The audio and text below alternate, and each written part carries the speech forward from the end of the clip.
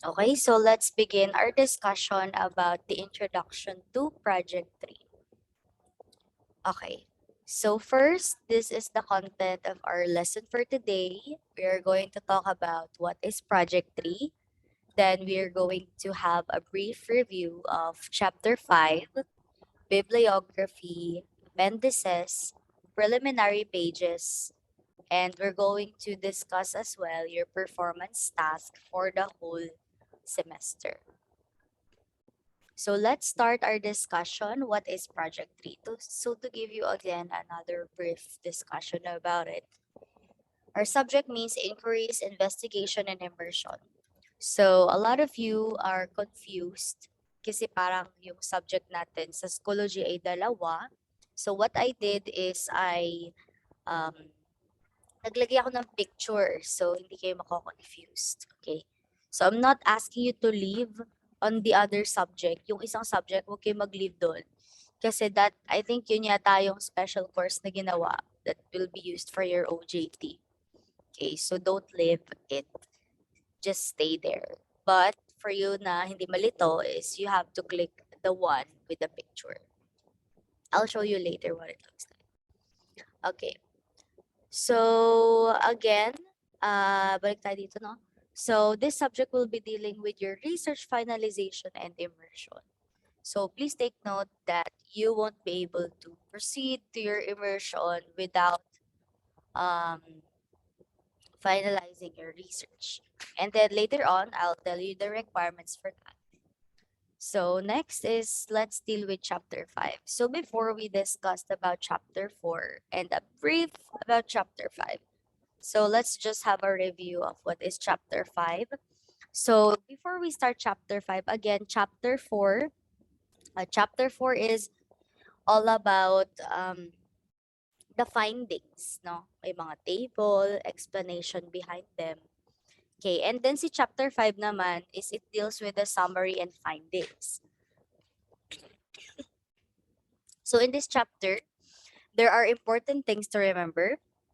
We have findings, conclusions, and recommendations. Okay? So isa-isahin natin kung ano ba yung mga yan. So when we say findings, these are the principal outcomes of our research project, what the project suggested, revealed, or indicated. This usually refers to the totality of outcomes rather than the conclusions or recommendations drawn from them. So, si findings, mostly numbers yan. Okay? So, if you're going to write findings aligned with your SOP, so let's say you have 5 SOP or 4, dapat meron din kayong 4 or 5 findings. Kung ilan ang SOP, ganun karami ang findings ninyo. Okay? Next is conclusion. So the function of your paper's conclusion is to restate the main argument. It reminds the reader of the strengths of your main arguments and reiterates the most important evidence supporting those arguments. Okay, so if findings consist of numbers, conclusion naman is based on those numbers, what is your conclusion? Like overall, it means what? What do those numbers mean? So let's say sa SOP number 1 ninyo, you said na according sa findings muna tayo let's say sa findings. Let's say sa number 1 is based on the research, there were 50% of the students who felt that online class is difficult. Let's say yun, yung nakalagay, 50%. With a weighted mean of 0.50. Okay, kumari ganon. So sa conclusion naman, para ma-partneran yung findings na yon, ang ilalagay nyo sa conclusion number 1 is, based on the results, online class became difficult to the students because of lack of resources. Yon. So if the findings tells us the numbers, the conclusion tells us a particular explanation behind those numbers. Okay, so ganun siya. Okay, later on, I'll show you an example if we have time. And then next, dito naman tayo sa recommendation. So these are based on the results of your research and indicate the specific measures or directions that can be taken. So for example, a clinical study might have implications for cancer research and might recommend against the use of particular hazardous substance. So what is recommendation? From the word recommend, based on what we have gathered, based on the research that we have done, these are the things that we recommend. So let's go back dun sa nahihirapan daw ang mga students sa online class. So what are your recommendations? So let's say gumawa kayo ng program which is called the Easy E-platform. Yun kung wari yung ginawa ninyo. So in that particular platform, it is specially designed para ma-enjoy ng mga bata ang online class. Okay, so for your recommendation, you would input there na schools are recommended to use the Easy platform in order for their students to enjoy the online class setup. Okay, and of course, if you're going to use that particular platform, sa part yun ng chapter 4 maka-further explain. So, paano siya lalabas sa chapter 4? Usually, nandun siya sa huli. And then, magde-design kayo ng program. So, ito yung program na to, ganito siya gumagana, ito yung features niya, yun.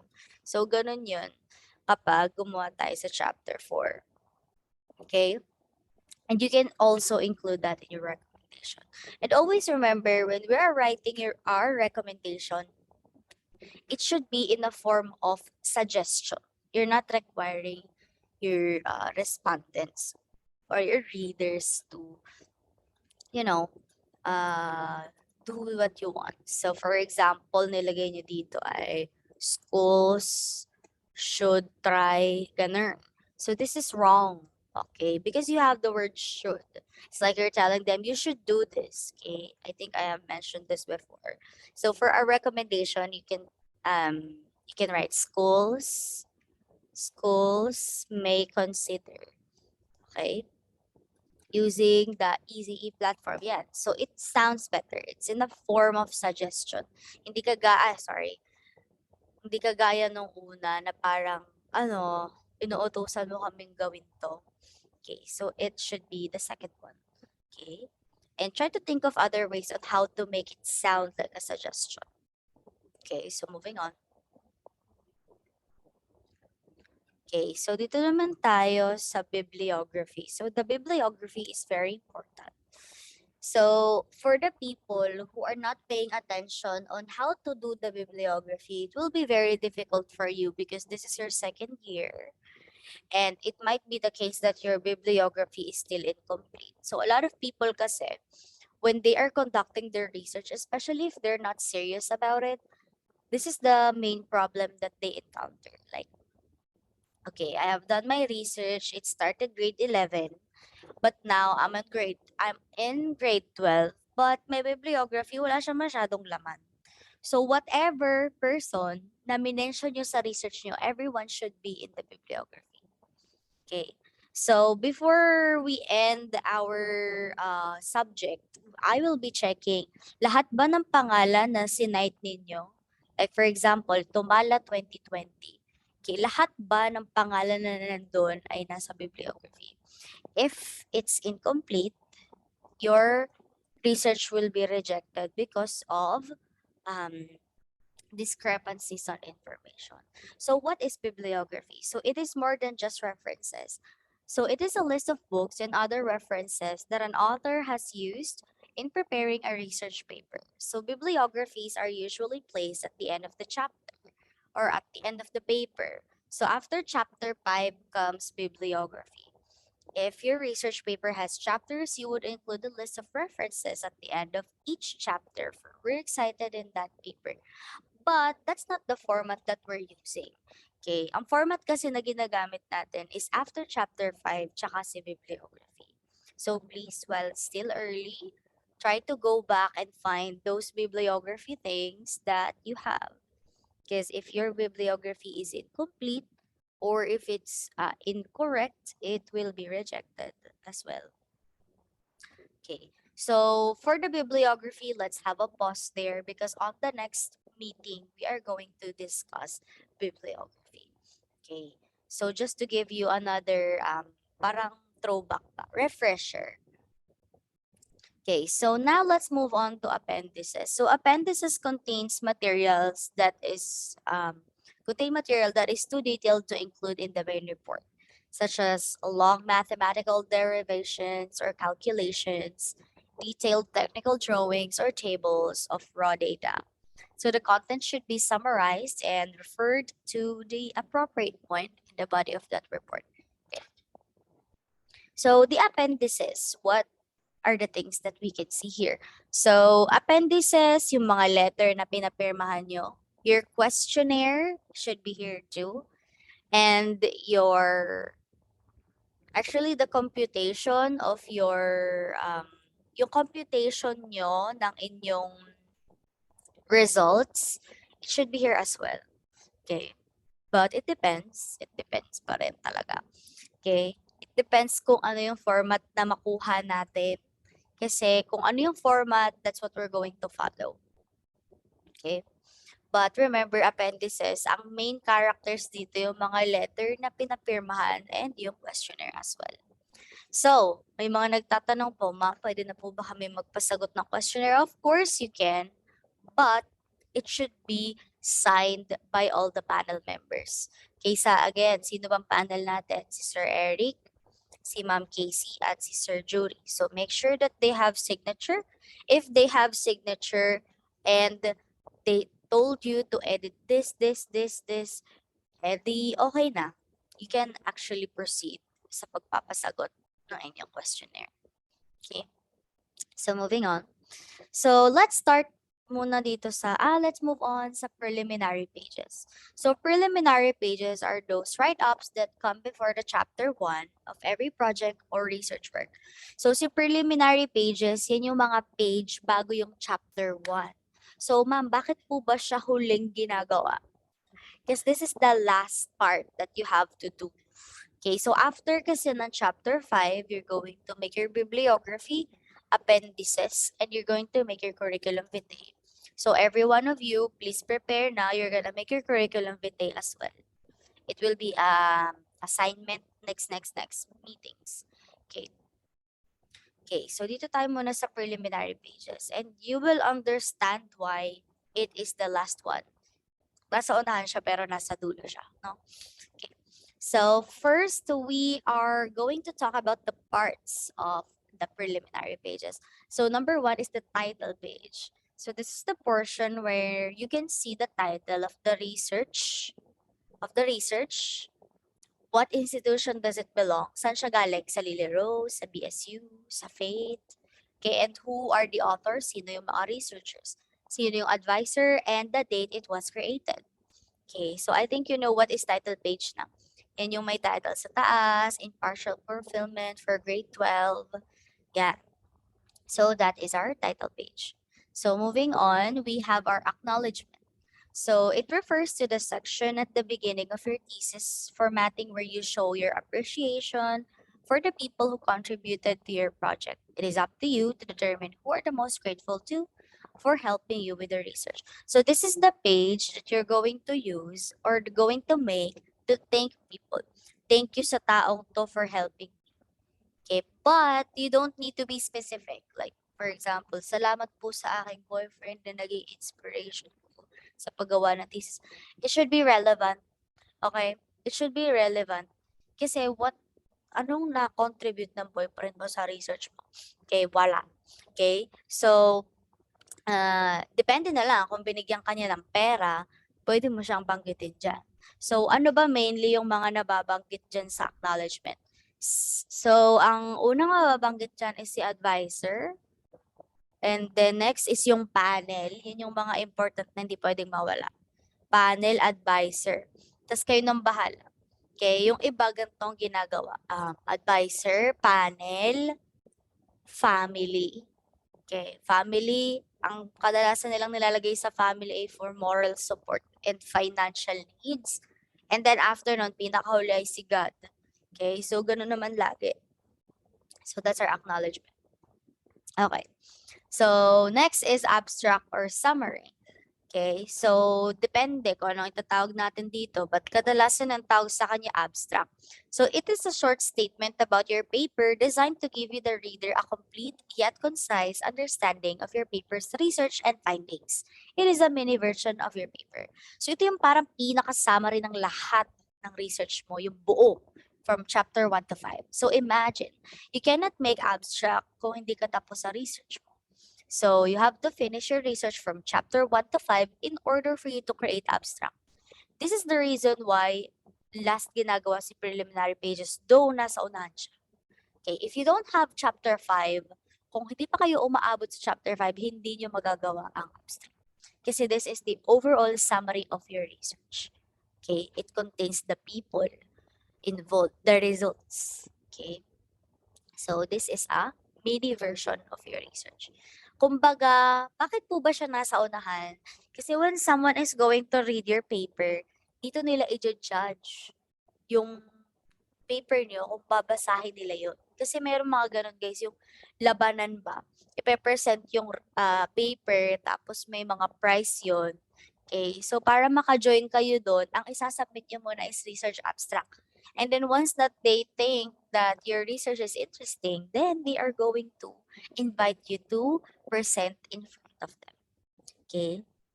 So guys, alam nyo ba, share ko lang, marami ang yumayaman sa research. Okay? Kaya kung akala nyo is walay-walay lang tong subject natin, marami pong nagiging mahalagang tao dahil sa research. So if you have seen people in your science book, okay, mga naka-discover ng let's say ano ba? Let's say naka-discover ng chemistry, father of chemistry, lahat ng mga yan mga researcher. Dahil meron silang na-research and then it became very useful to a lot of people. Kaya sila naging sikat. Okay? So research is not a simple subject. It could actually change lives. Okay? So this is a subject that you should take seriously because it could navigate your future if you are serious about it. Okay? Moving on. Drama na na. Okay, table of contents. So the table of contents is organized listing of the chapters, major sections of your document. A clear, concise, and well-formatted DOC is the first indicator of a good research paper. So si table of contents may format yan. Dapat sundin nyo rin. And can you do your table of contents nang hindi tapos ang research? No. How would you put the pages? How would you know that chapter 5 is page 53? How would you know that curriculum vitae starts at page 71? If you're not yet done with your research. So you cannot finish your table of contents unless basta hindi pa tapos yung research mo, you can't do your table of contents. Okay? So this is another reason why you cannot make your preliminary pages on the first part. Okay? Kasi we tried to do this kasi, wala pang gumagawa ng preliminary pages, shall we start doing it? Then nangyari, revise kami ng revise ng table of contents. Adjust kami ng adjust. Okay? So, I suggest, kapag wala ng problem si chapter 1 to 5, pag okay na siya lahat, tsaka nyo siya lagyan ng page number. Because you will edit talaga. Okay? So, next is dedication. So, what is dedication? It is the writer's personal acknowledgement indicating his or her appreciation and respect for significant individuals in the writer's life. The dedication is personal, thus any individual's names are frequently unrelated to the topic of the dissertation. So ito na yung part kung saan pwede kayong maging creative. This is your freedom page. Pwede itong cute, pwedeng poem, a song, a quote, na gawa mo. Okay? Because this is a page where you dedicate, yung parang nakakita na ba kayo ng mga storybook na this book is dedicated to my beloved husband, Juan de la Cruz. Yan, ganun. Okay, so yan po ang laman ng dedication. So I know we have a format that we have to follow, but dedication doesn't have that. It's up to you. It should be colorful, kayo bahala. Okay, so that is your dedication. Okay, wait lang guys.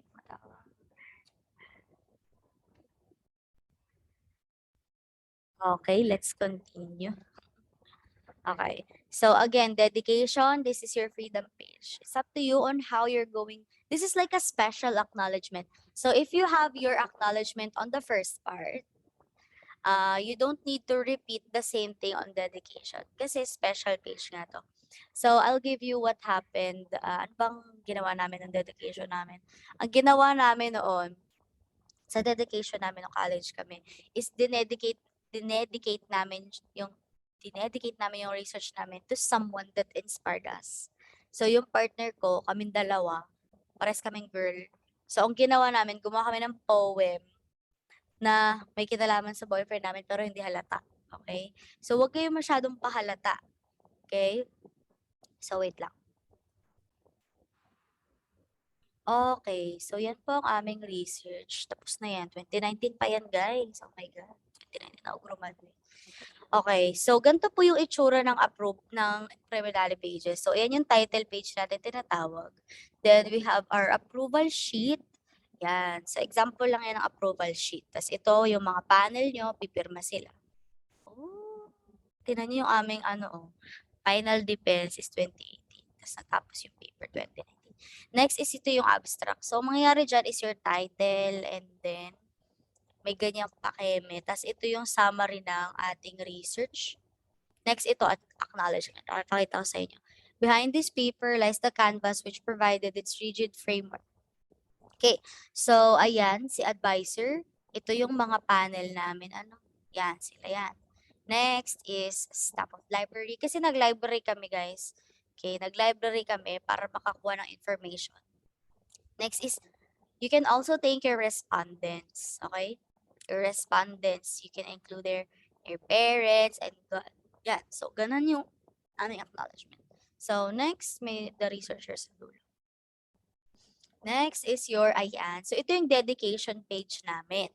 So, yung dedication page namin, it is in a form of poem. Okay? So, ayan. Para siyang,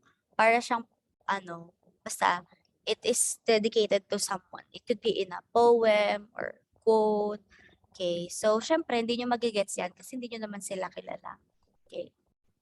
So, moving on. Buti pa siya yung kanyang jowa dito sa thesis namin. Yung pa rin yung jowa niya. Okay. So, let's move on. Dito sa table of contents naman, ayan. So, mayroong mga pages, ang page ng chapter 1, chapter 2, yan, bibliography, appendices. Ayan, so ito yung aming mga appendix, letter, questionnaire. Ito namang ranking and Kendalls. Yan yung computation na ginawa sa aming research. Okay, next is list of tables lang. And that ends the preliminary pages. And it goes to chapter 1. Okay? So, let's go back sa ating mahiwagang presentation. So please remember that our preliminary pages is your chapter pages up to curriculum vitae muna. Okay, so that's chapter 1 hanggang curriculum vitae. So ang pages nito ay numbers 1, 2, 3, 4, 5 hanggang saan man yan. And sa preliminary pages naman is they are using Roman numerals such as I. Ayan. So, if you try to look here, puntahan natin, no? Ayan, no? Kita nyo ba? Yung page na gamit sa kanya is Roman numerals na maliit. Okay, so Roman numerals. Okay, let's go back. Okay, so next is we have your research, finishing up your research, and that is your first performance task. So, yung una yung PT is you have to finish your thesis. So all of the days that we have will be allotted to finish your research. By the end of the first grading, you need to submit your final paper for your upcoming defense. Okay? So ang performance task natin is yung buong thesis nyo, may preliminary pages hanggang curriculum vitae. That's our first. And our second performance task is, it is strictly said that you should have provided a hard copy, printed, of your research for your defense. It should be done 1 week prior to your defense. Nagkaroon po kasi tayo ng requirement na kailangan makapag-submit tayo ng request 1 week before our defense. Okay? So, ganun po ang ating pakana. And then you will produce 3 copies for your panel members. So, hindi naman siya hardbound, guys.